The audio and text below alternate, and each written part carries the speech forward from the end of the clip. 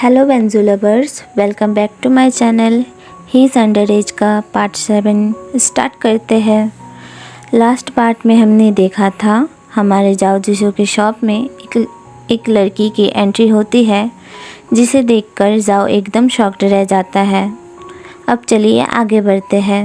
उस लड़की का नाम दुपू शाओ था। तो वो उससे पूछती है, तुम्हारी हेल्थ अब कैसी है?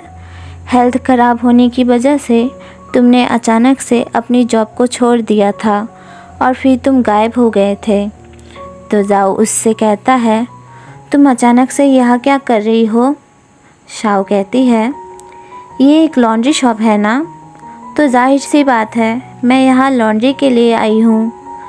ऐसा कहकर वो अपने सारे कपड़े निकालती है और वॉशिंग मशीन में डालने लगती है। अब हमें जाओ का पास्ट का सीन दिखाया जाता है, जहाँ जाओ जिशु और शाओ एक ही ऑफिस में काम करते थे और दोनों बहुत अच्छे दोस्त भी थे। और फिर एक दिन शाओ अचानक से ही जाओ को प्रपोज़ कर देती है और जाओ भी उसे हाँ कर देता है।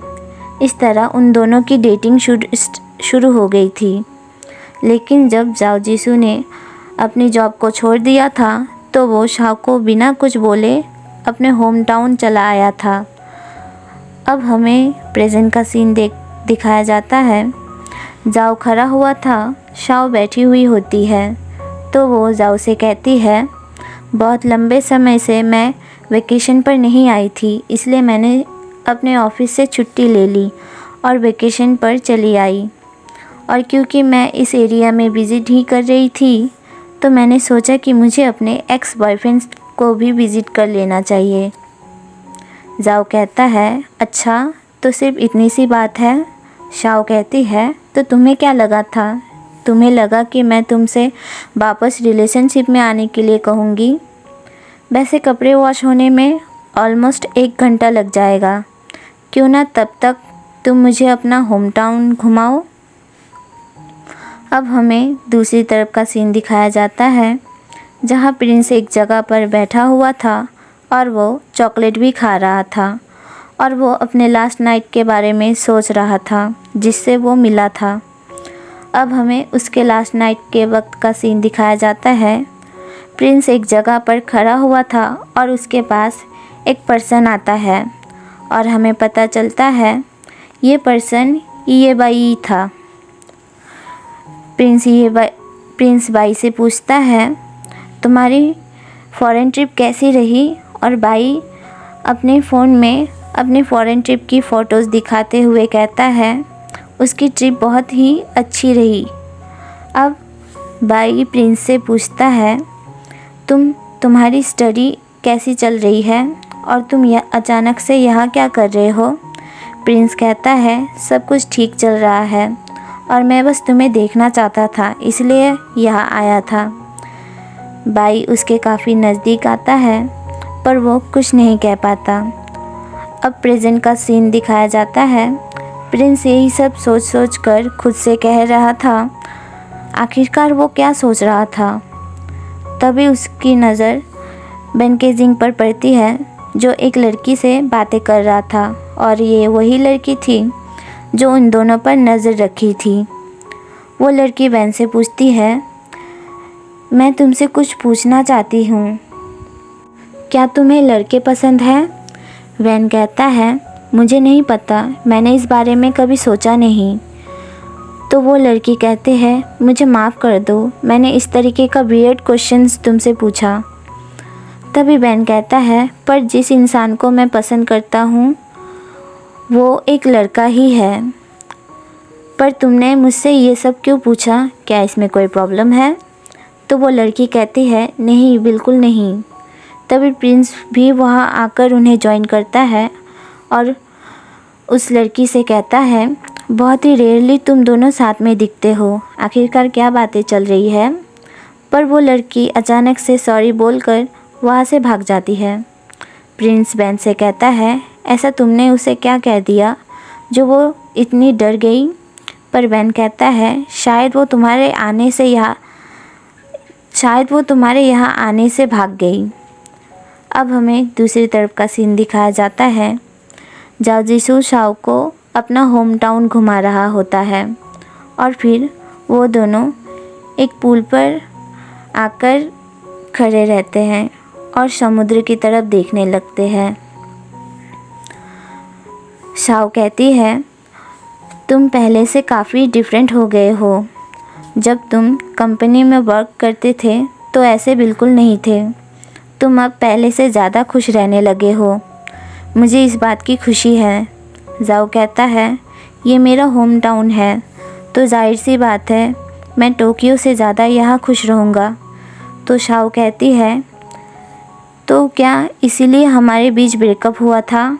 जस्ट बिकॉज तुम अपने होम टाउन रहने आना चाहते थे इसीलिए तुम मुझे बिना कुछ बताए हुए यहाँ चले आए।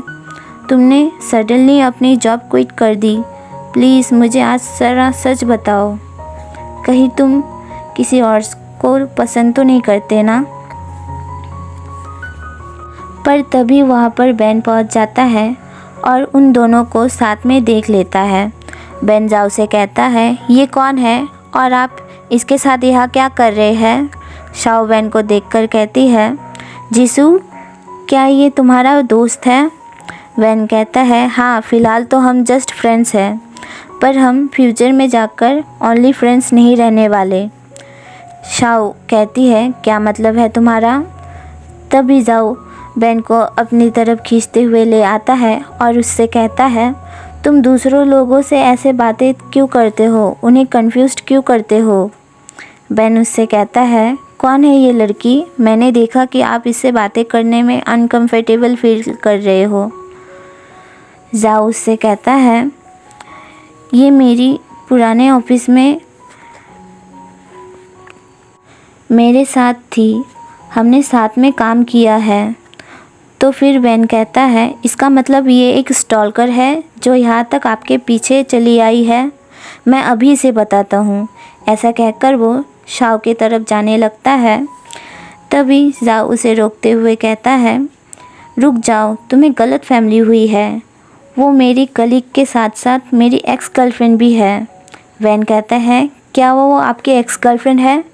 और वो तुरंत शाओ के पास जाकर कहता है, आपने ऐसा क्या किया जो जाओ जिसू को आपसे प्यार हो गया था? शाओ शॉक्ड होते हुए कहती है, मैंने तो ऐसा कुछ भी नहीं किया। जाओ फिर बेन को खींचते हुए कहता है, फालतू के क्वेश्चंस क्यों कर रहे हो? बेन कहता है, इसका मतलब पास्ट में आपने लड़की को भी डेट किया है? जाओ कहता है, ऑफ कोर्स मुझे इस तरीके के एक्सपीरियंस हुए हैं। बेन उससे पूछता है, आपने कहा कि वो आपकी एक्स गर्लफ्रेंड है, इसका मतलब आप दोनों में ब्रेकअप हो चुका है। ब्रेकअप करने के लिए आपने ही कहा होगा ना? जाओ कहता है, हाँ मैंने ही कहा था।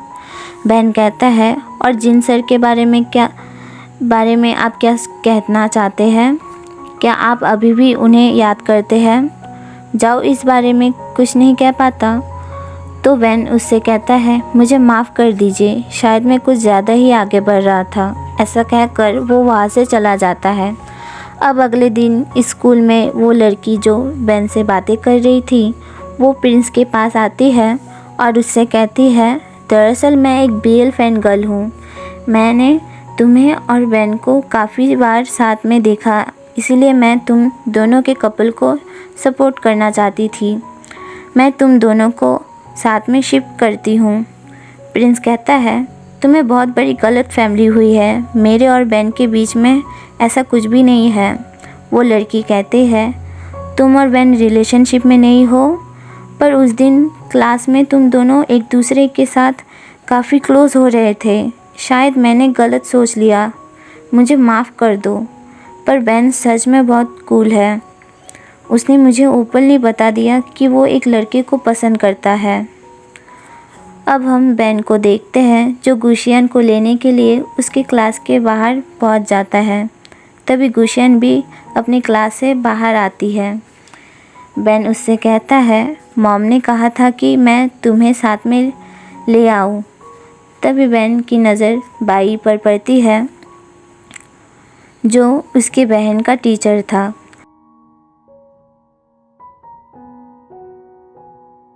अब बेन गुशियन के साथ घर जा रहा होता है। और गुशियन बेन से बार बार बाई की तारीफ़ कर रही थी और कह रही थी काश कल भी वही हमारे क्लास में आए। तभी वो देखती है कि बेन थोड़ा अपसेट दिख रहा था और वो उससे पूछती है कुछ हुआ है क्या? बेन कहता है नहीं, मैं ठीक हूँ। अब दूसरी तरफ जाओ के शॉप में दिखाया जाता है जहाँ शाओ अपने जाओ से कहती है अब मुझे चलना चाहिए, तुमसे मिलकर खुशी हुई। शाओ के जाते ही बेन वहाँ पहुँच जाता है। जाओ उससे पूछता है इतनी रात को तुम यहाँ क्या कर रहे हो? तो बेन कहता है मेरा मूड बहुत ख़राब है, क्या आप मुझे चेयर करने के लिए मुझे किस कर सकते हैं? जाओ कहता है तुम सच में बहुत अजीब हो। तो बेन कहता है क्या आप मेरे लिए इतना भी नहीं कर सकते? जाओ उसके नज़दीक आकर अपना फोरहेड उसके फोरहेड पर रख देता है और उससे कहता है मेरी फैमिली में अक्सर किसी को अगर चेयर करना होता था तो वो यही करते थे। वो इसी तरह बेन से कहता है बेन तुम बहुत अच्छे हो, तुम्हें फालतू में अपसेट नहीं होना चाहिए। दोनों बहुत ही नज़दीक आ जाते हैं। तभी जाओ उससे हटते हुए कहता है मेरा काम हो चुका है, अब तुम जा सकते हो। बेन कहता है आपके फैमिली चार्म ने तो सच में मेरा मूड ठीक कर दिया, थैंक यू सो मच। और वो वहाँ से चला जाता है। बेन के जाने के बाद जाओ सोचने लगता है आज बेन की ये जो हालत है और शाओ के साथ जो भी कुछ हुआ इन सब में मेरी गलती है, क्योंकि मैं एक बहुत ही इम्पॉर्टेंट चीज़ से खुद से ही भागता आया हूँ, पर अब मैं और नहीं भाग सकता। ऐसा सोचकर वो तुरंत भागने लगता है और वो भागते हुए शाओ के पास चला आता है। वो तुरंत शाओ के सामने घुटनों पर झुक जाता है और शाओ से माफ़ी मांगने लगता है। शाओ भी नीचे होते हुए उससे कहती है ये तुम क्या कर रहे हो?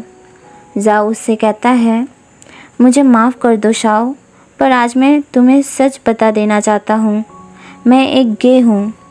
जब तुमने मुझसे डेटिंग के लिए पूछा था मैं एकदम शॉक्ड रह गया था, मैं एकदम पागल था। मुझे लगा था कि मैं तुम्हारे साथ खुश रहता हूँ, हंसता खेलता हूँ, इसी तरह हम दोनों अपनी ज़िंदगी बिता लेंगे। पर सच तो ये है कि मैं अपनी सच्चाई से दूर भाग रहा था। मैं एक्सेप्ट ही नहीं करना चाहता था कि मैं एक गे हूँ।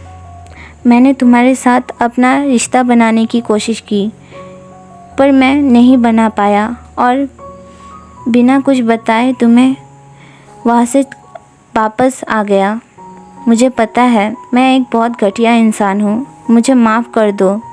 शाओ उससे कहती है तुम सच में बहुत बड़े पागल हो जो आज तक तुमने ये बातें छुपाए रखी और खुद से दूर भागते आए। अब जाओ खड़ा हो जाता है और शाओ कहती है मेरी चिंता मत करो, क्या तुम्हें लगता है कि मैं एक ऐसी लड़की हूँ जो डम होने के बाद अपने दुख में ही रहती रहूँगी? सच कहूँ तो मैंने तुम्हारे जाने के तुरंत बाद ही डेटिंग ऐप्स पर अपने अकाउंट बनाने शुरू कर दिए थे, पर नेक्स्ट टाइम से मैं ऐसा बिल्कुल नहीं करने वाली। मैंने सोच लिया है कि मैं अपनी इन्हीं हाथों से अपनी खुशियाँ खुद ढूंढूंगी और यही मैं तुम्हारे लिए भी चाहती हूँ। तुम्हें अपने प्यार को लेकर अभी भी क्लूलेस नहीं होना चाहिए। आई होप तुम्हें अपना प्यार मिल जाए और अपनी खुशियाँ मिल जाए। जाओ उसे थैंक्स कहता है और फिर शाओ वहाँ से चली जाती है। अब हमें अगले दिन का सीन दिखाया जाता है। जाओ अपने शॉप में बैठा हुआ कुछ सोच रहा होता है कि बेन के साथ सारी बातें सेटल कर लूँगा। तभी उसके शॉप में एक बच्चा वहाँ आता है। जाओ उस बच्चे को देखकर कहता है मुझे ऐसा क्यों लग रहा है कि मैंने पहले तुम्हें कहीं देखा है। तभी गुशियन उस बच्चे को बुलाते हुए वहाँ आती है। उसका नाम चैंगलिंग था। वो वैन का छोटा भाई था। जाओ पूछता है, ये तुम्हारा छोटा भाई है? तो गुशियन कहती है, हाँ ये हमारा छोटा भाई है, इसका नाम चैंगलिंग है। अब वो जाओ से पूछती है, क्या आप कभी कभी हमारे घर आ सकते हैं? बहुत जल्द ही बेन का बर्थडे आने वाला है और हम उसके लिए बर्थडे पार्टी प्लान कर रहे हैं। जाओ कहता है, ठीक है, अगर तुम इतना रिक्वेस्ट कर रहे हो तो मैं ज़रूर आऊँगा। अब जाओ चैंगलिंग से पूछता है, चैंगलिंग क्या मैंने पहले कभी तुम्हें देखा है? चैंगलिंग उससे कहता है, नहीं तो। तभी गुशियन कहती है, आपने शायद बेन को देखा होगा, क्योंकि चैंगलिंग बिल्कुल बेन की तरह दिखता है। जब बेन छोटा था तब बिल्कुल ऐसा ही दिखता था। जाओ इस बात पर सोच में पड़ जाता है। अब हमें दूसरे तरफ का सीन दिखाया जाता है। जिन बेन को एक पेपर देते हुए कहता है, तुमने अभी तक इस फॉर्म को फिल नहीं किया है। मैंने सुना है कि तुम एक डॉक्टर बनना चाहते हो। अगर तुम अपने आगे की पढ़ाई के लिए टोक्यो जाते हो तो तुम्हें और भी ज़्यादा ऑप्शंस मिलेंगे और तुम्हारी एजुकेशन अच्छे से हो सकेगी। वैसे ऐसा क्या रीज़न है जो तुम अपना होम टाउन छोड़कर टोक्यो नहीं जाना चाहते?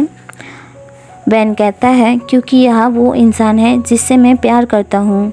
5 साल से मैं हर दम उसी के बारे में सोचता आया हूँ और मैं उसे छोड़कर कहीं नहीं जाना चाहता। अब जाओ के शॉप का सीन दिखाया जाता है। जाओ बैठा हुआ था और वो कहता है, अब मुझे समझ में आया कि बेन ने ऐसा क्यों कहा था कि 5 साल पहले से वो मेरे लिए फीलिंग्स रखता है। इसका मतलब 5 साल पहले भी हम दोनों मिल चुके हैं। और यहीं पर ही हमारा ये पार्ट ख़त्म होता है। नेक्स्ट पार्ट भी मैं जल्दी लाऊंगी। अगर वीडियो पसंद आई हो तो प्लीज़ लाइक, शेयर और कमेंट कर दीजिएगा और मेरे चैनल को सब्सक्राइब करना मत भूलिएगा। Thanks for watching. Bye bye.